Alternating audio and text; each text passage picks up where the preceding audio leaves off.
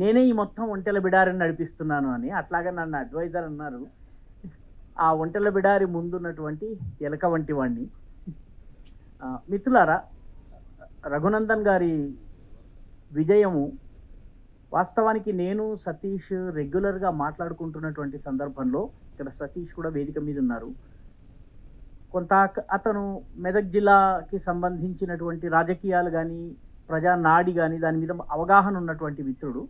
అతనితో మాట్లాడుతున్నప్పుడు మొట్టమొదటి నుంచి కూడాను మెదక్ నియోజకవర్గంలో మనకి ఖచ్చితంగా విజయం వస్తుంది అన్నటువంటి విశ్వాసం అతను వ్యక్తం చేసేవాడు. నాకు వేరువేరు ప్రాంతాల నుంచి వస్తున్నటువంటి ఫీడ్బ్యాక్ ద్వారా నాకు కూడా అనిపించేది 8 నుంచి 10 సీట్లు వస్తాయని ఏదైతే ఆశించామో అందులో మెదక్ని కూడా మేము మొదటి నుంచి ఇంక్లూడ్ చేస్తూ వచ్చాము.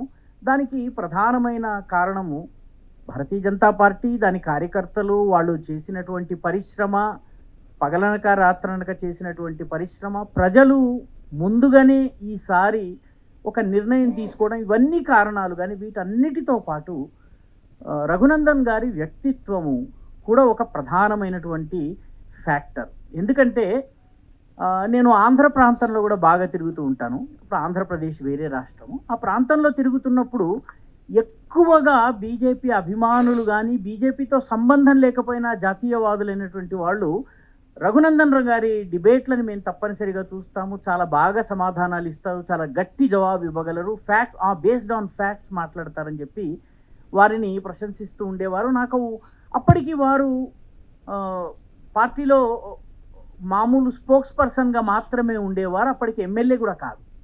కాబట్టి ఆ స్థాయి నుంచి వారికి ఉన్నటువంటి పాపులారిటీ కేవలం మెదక్కి మాత్రమే పరిమితం కాదు, ఇది 2 తెలుగు రాష్ట్రాల్లో కూడాను వారికి అద్భుతమైనటువంటి అభిమానులు ఉన్నారు. ఆయన ఎదగాలని కోరుకుంటూ ఉన్నారు. వారందరి ఆశీస్సులు కూడా ఈ సమయంలో పనిచేశాయని నేను అనుకుంటున్నాను. ఎందుకంటే మెదక్ నియోజకవర్గంలో సీమాంధ్ర నుంచి వచ్చిన వాళ్ళ సంఖ్య కూడా చాలా గణనీయంగా ఉంటుంది. ఉత్తర భారతదేశం నుంచి, ఒరిస్సా నుంచి వచ్చిన వాళ్ళ జనాభా కూడా చాలా పెద్ద ఎత్తున ఉంటుంది. కన్నడ ప్రభావము, మహారాష్ట్ర ప్రభావము ఉన్నటువంటి ఓటర్లు కూడా గణనీయమైనటువంటి సంఖ్యలో ఉంటారు. కాబట్టి మల్కాజిగిరిని ఏ రకంగా మినీ ఇండియా అంటామో, మనం మెదక్ నియోజకవర్గం కూడా ఒక రకంగా చెప్పాలంటే మినీ ఇండియాయే.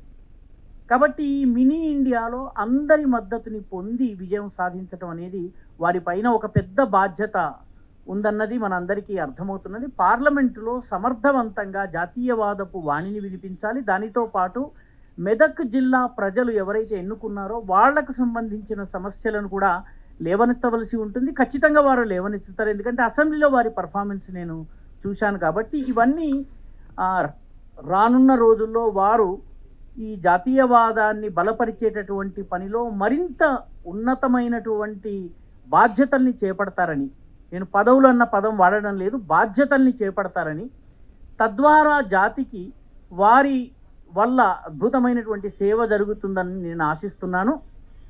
ఈ అవకాశం నాకు ఇచ్చినటువంటి కప్పర ప్రసాద్ గారికి అనేక ధన్యవాదాలు.